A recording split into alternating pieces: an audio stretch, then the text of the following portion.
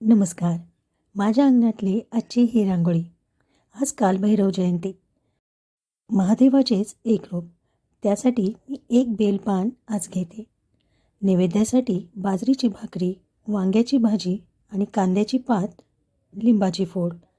काही जण वांग्याचं भरीतही बनवतात. हा झाला कालभैरवांचा नैवेद्य. महादेवाचं एक रूप असणारं आपल्या प्रत्येकांसाठी रक्षणासाठी गावाच्या बाहेर म्हणजे वेशीवर असणारं कालभैरवाचं मंदिर. प्रत्येक गावामध्ये हे मंदिर जरूर असते. गावावर येणाऱ्या संकटांना गावाच्या बाहेरच वेशीवर ते थांबवण्यासाठी ते मंदिर तिथेच असते. तर अशा या कालभैरवाचं दर्शनासाठी गेलो. तिथेच मारुती मंदिर आहे. मारुती रायाचं दर्शन घेतले. इतर देवांचे दर्शन झाले. दर्शनासाठी भरपूर गर्दी होती.